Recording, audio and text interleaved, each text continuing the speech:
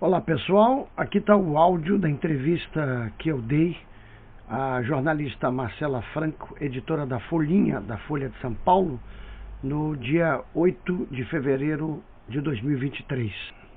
Esse áudio foi gravado com autorização da jornalista. Boa audição. E a gente vai ouvir delas qual que é a relação delas, se elas colaram na prova, se não colaram, se elas ficaram sabendo do chat GPT e de alguma forma isso, enfim, faz elas imaginarem que isso possa ser usado para fazer algum trabalho, etc. Então, entender qual que é a relação delas com essa ferramenta e com as avaliações em geral. Tá. Como você, com a sua especialização, o histórico todo, eu acho que a gente pode focar bem nessa parte da tecnologia, mas o que mais você quiser acrescentar depois que eu terminar aqui as perguntas, também fica à vontade. Tá. A Folhinha, ela dialoga direto com a criança leitora, então eu procuro sempre, obrigada pela leitura, eu procuro sempre pedir para os entrevistados imaginarem que estão conversando direto com essas crianças de uma média de idade de 7 a 12 anos. Uhum. Então, a linguagem mais acessível e didática possível. Uhum. E é isso, vamos lá. Qualquer coisa, se você achar que alguma pergunta não tem nada a ver com o teu trabalho, você também fica à vontade para pular. Tá bom. A princípio, o que você achou do chat GPT? Quando você ficou sabendo dessa criação dele? Qual que foi a tua primeira impressão a partir do momento que isso começou a sair na mídia?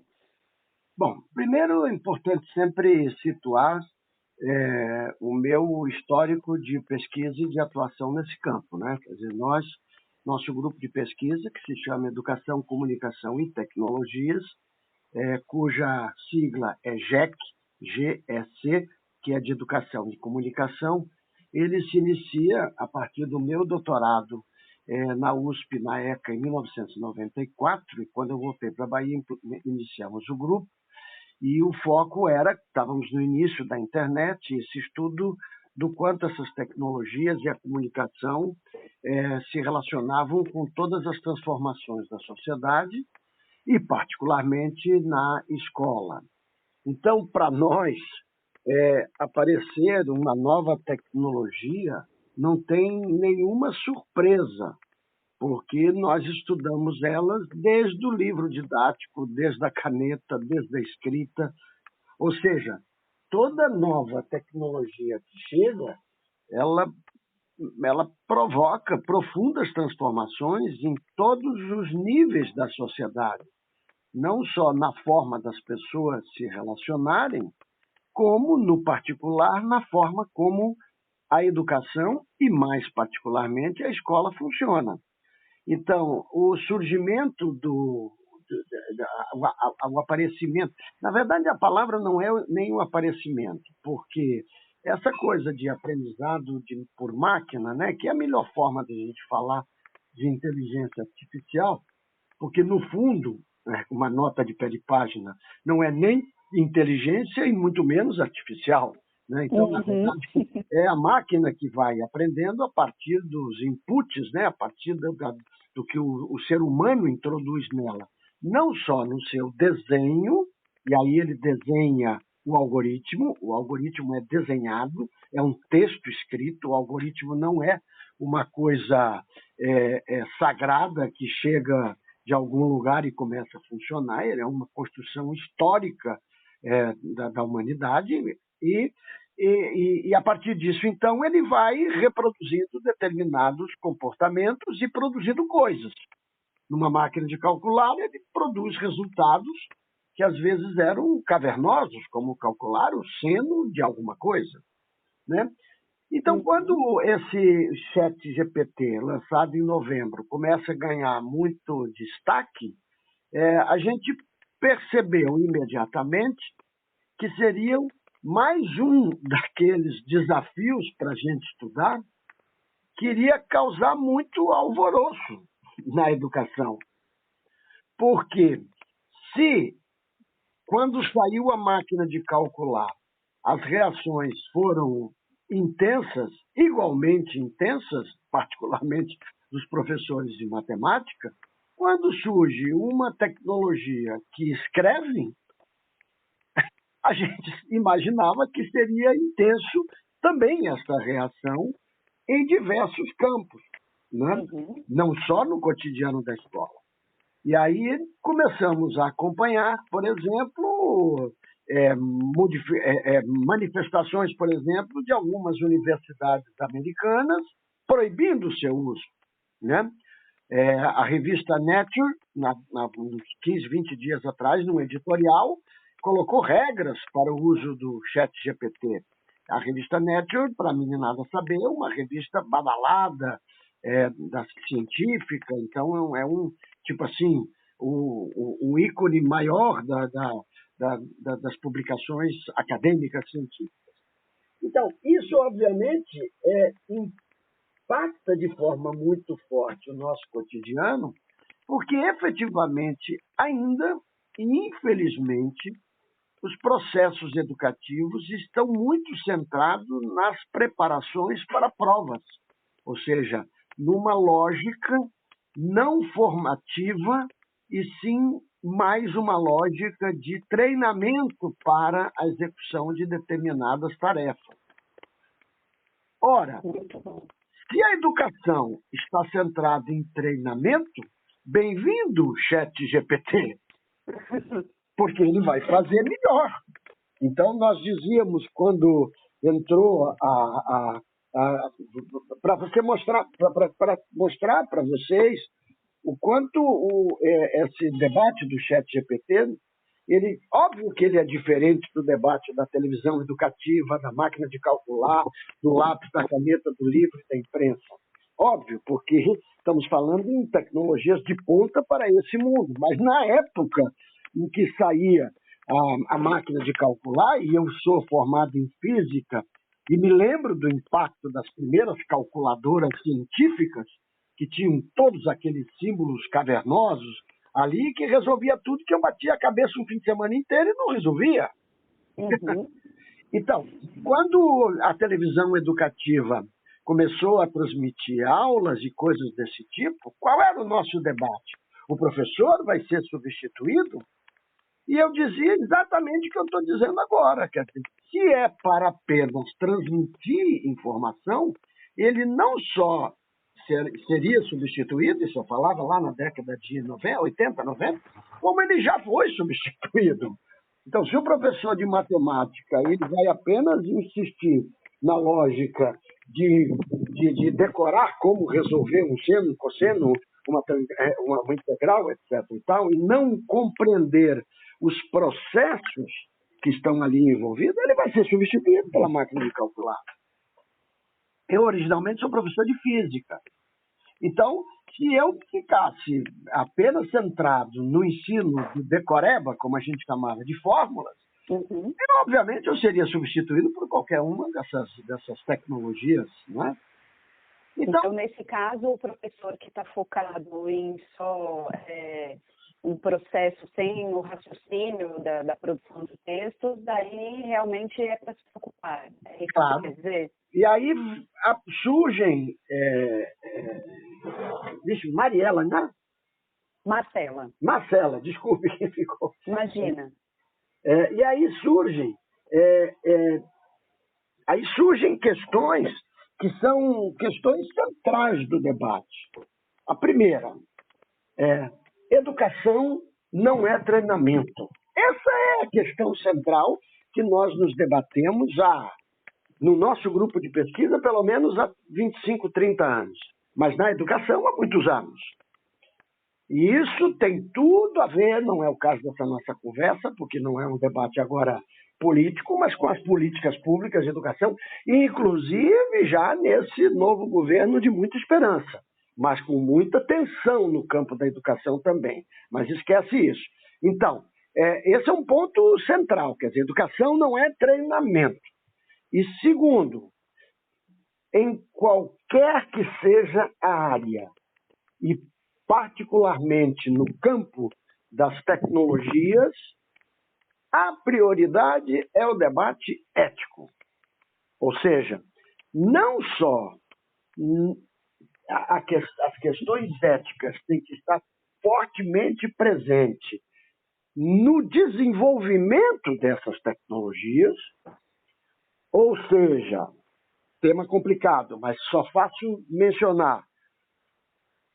Entender o racismo algorítmico, ou seja, não pensem que o algoritmo, que a ciência e, portanto, os algoritmos sejam uma coisa neutra. Então, tem ali todo concepções de sociedade.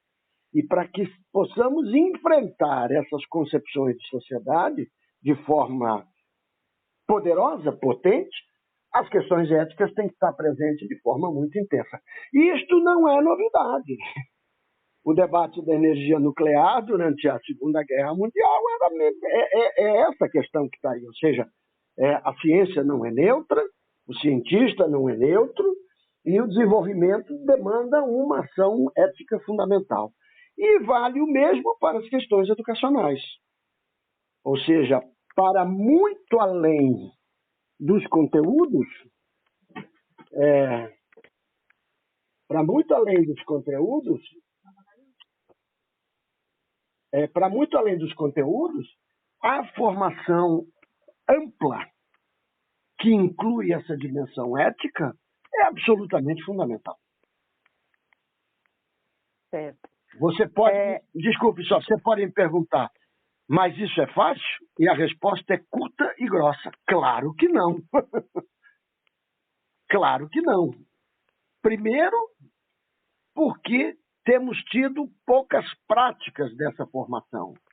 E aí, em todos os níveis, chegando na universidade. E segundo, porque essa não é uma formação que só a escola dá conta. Então, é uma questão ética e ampla que tem a ver com a mídia, tem a ver com a política, tem a ver com as empresas, tem a ver com as instituições, ou seja, é colocar estas questões como questões centrais de princípios da sociedade, né? Planetária. Desculpe que eu te interrompi, pode perguntar. Imagina, não tem problema nenhum. E, Nelson, aí falando ali na forma prática, né? Eu ia te perguntar se os professores devem se preocupar com a chegada do ChatGPT. Você falou aqui que, enfim, os bons professores, eu acho que o resumo os bons professores não devem se preocupar.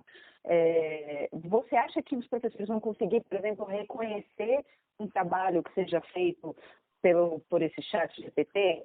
E sim, como que eles reconheceriam?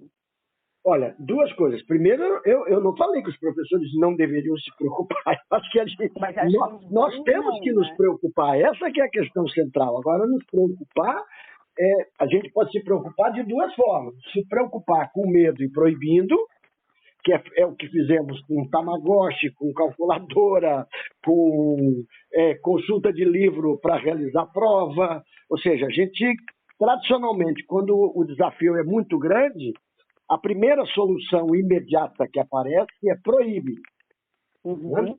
E é isso que a gente precisa superar. Né? É isso que a gente precisa superar. Bom, então, ele preocupado, ele atento, ele querendo compreender e trazer essas tecnologias, e agora, no caso, o ChatGPT, para o cotidiano da sala de aula, ele tem que tomar, no meu ponto de vista, algumas práticas pedagógicas, práticas existenciais. Primeiro, conhecer, estudar, né? Ler. Ou seja, e por isso é uma ladainha, você nunca me entrevistou, mas certamente, ao conhecer um pouco do que eu falo, vai ver que eu vou repetir. Condições de trabalho, condições de salário, condições de formação. Ou seja, se nós não transformarmos radicalmente a condição de trabalho do professor, nada disso vai resolver. Porque um professor sem condições, dando 35, 40 horas por semana, e ainda muitas mulheres tendo que trabalhar em casa num terceiro, quarto turno, etc. e tal, ela vai ter condições de estudar o quê? De ChatGPT, de experimentar. Nem tecnologia ela tem para poder usar adequadamente. Então, esse é um longo parêntese que é dramático. Né? Bom, mas então, primeiro estudar. E segundo, é buscar mecanismos de compreender como aquilo está sendo produzido. Então, se eu não conheço meus alunos e minhas alunas, se eu não interajo com eles cotidianamente, mas trabalho somente na lógica de que faço uma tarefa e recebo a resposta, virar texto com o ChatGPT. Não tem dúvida. Não tem dúvida. Mas se eu introduzir no cotidiano da escola uma postura ética que me faz o aluno não copiar na mão da Wikipedia ou de uma enciclopédia qualquer, não copiar do outro sem fazer referência de que está copiando, não trazer um chat GPT sem dizer que está trazendo o chat GPT e aperfeiçoando aquilo que está ali, de fato o professor vai ser enganado. Então, aí é questão da gente ter políticas públicas e, obviamente, com condições que lhe permita efetivamente enfrentar um desafio desse tamanho. Isso vale para a escola, mas vale para tudo. Vale para tudo. Porque, efetivamente, por exemplo, hoje você já tem mecanismos de digitalização à medida que fala, que facilita muito a vida da pessoa. Hoje você já tem mecanismos de buscas que te trazem as informações também. Quantos e quantos alunos pegam essas informações que buscam num mecanismo qualquer desses de busca, Ecosia, DuckDuckGo, Google, qualquer um deles, e simplesmente Ctrl+C, Ctrl+V. Né? Aí o professor tem que identificar, ou usando o próprio recurso, faz um comportamento reverso, no sentido de faz a busca e vê se aparece também para ele, e ele identifica que o cara copiou, né? Ou tendo um diálogo intenso com o seu aluno, sua aluna, no sentido de dizer, bom, o que você entende por isso? Por que nesse mecanismo de busca deu isso e nesse dá o outro? Você vê que o Google já está em fase experimental de lançar o chat GPT deles, né? Certo, sim. Claro, vão aparecer 500 e vão ficar brigando e todos eles terão os viés os viés de preconceito, de racismo, de viés de natureza regional, em função daquilo que é a fonte de dados, que é a sociedade. Quer dizer, os dados que fazem essa máquina que aprendeu pelo próprio uso dele, né, que é uma tecnologia de inteligência regenerativa, é feita a partir do que nós escrevemos nas redes. Ele não inventa do zero, ele apenas combina as coisas. Então, e eu acho que é esse que é o grande desafio que a gente tem pela frente. Tivemos esse debate com games, ainda temos. E o que a gente precisa, de forma muito claro para mim, de novo, perdão que a coisa seja muito repetitiva nesse sentido, mas é condição concreta para que o professor possa enfrentar tudo isso. E, nesse sentido, todo o debate que nós fazemos aqui sobre a superação da desigualdade digital é fundamental. Né? Certo. Muito bem. Nelson, você acha possível que uma criança aprenda o conteúdo, mesmo que ela use o ChatGPT para escrever os trabalhos dela? Claro que aprende, claro, porque veja só, e aí é uma coisa fundamental. A gente sempre, isso fica só como uma nota de pé de página para você entender aonde eu quero chegar no meu raciocínio. Quando a gente está fazendo a seleção da pós-graduação, né, a gente faz a leitura dos projetos que os alunos submetem, né? E depois faz uma entrevista. Qual é basicamente a função da entrevista?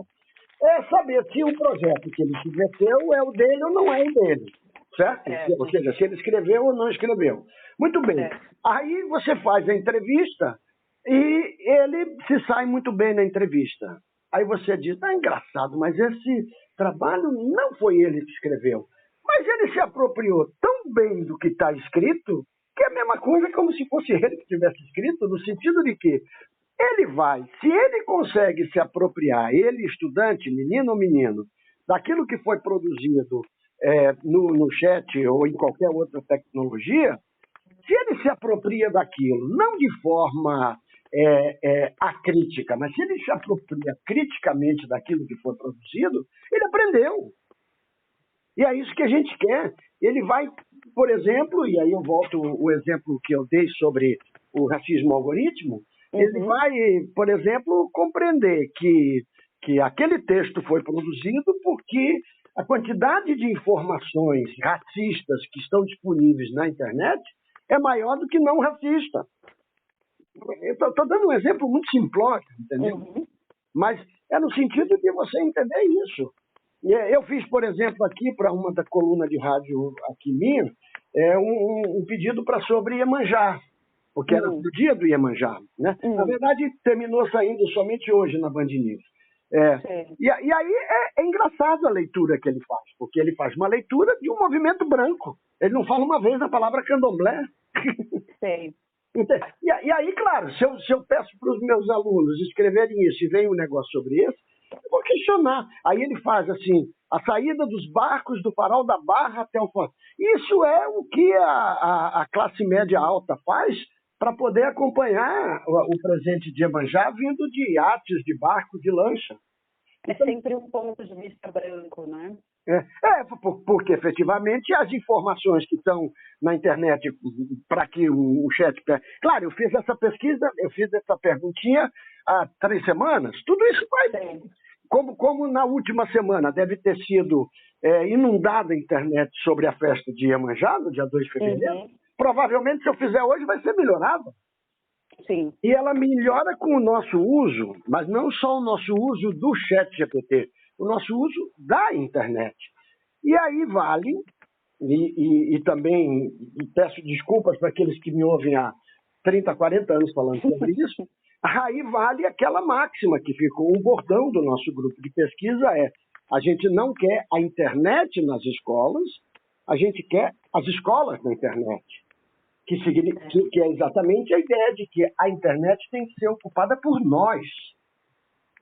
E não é só um debate sobre língua portuguesa ou língua inglesa. É um debate sobre cultura, é um debate sobre sociedade. Né? Então, colocar a internet na escola para a chamada inclusão digital só tem sentido se efetivamente ela corresponder a uma superação da desigualdade digital numa perspectiva da sociedade democrática, não racista, não homofóbica. Ou seja, é muito mais do que botar um ponto de internet na escola.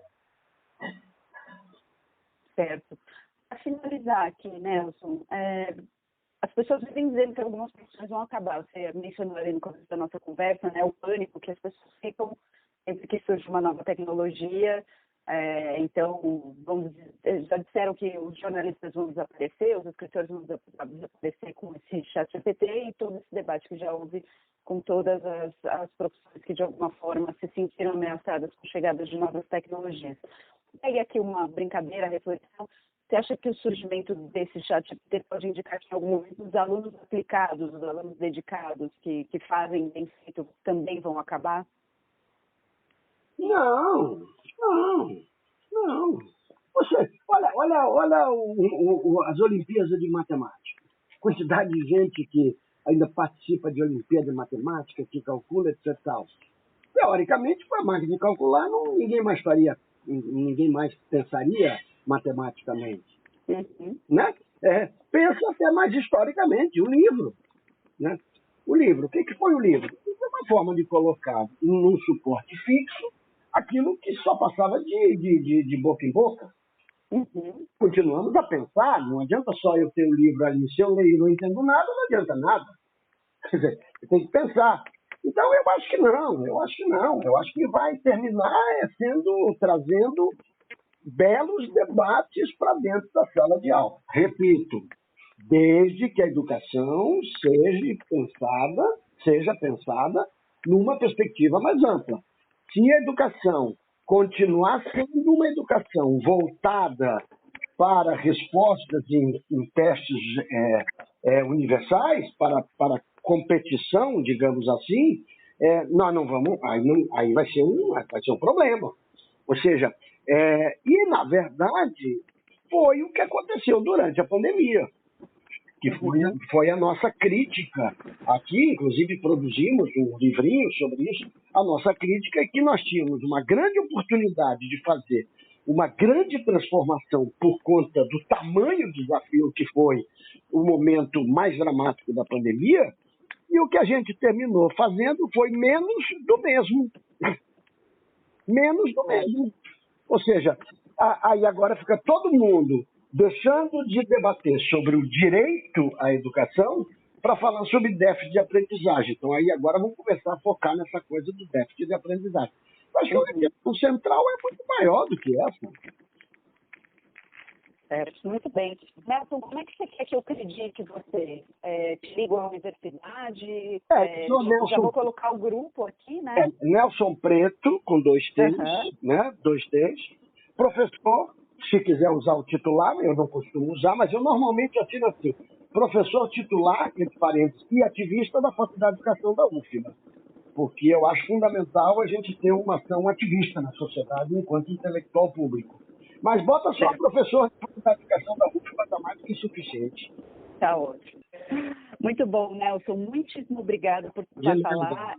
A folhinha sai aos sábados. Eu sei. Então, no sábado está lá no impresso e no online. Tá bom. Bom trabalho. Muito obrigada. Um abraço. Tchau, tchau.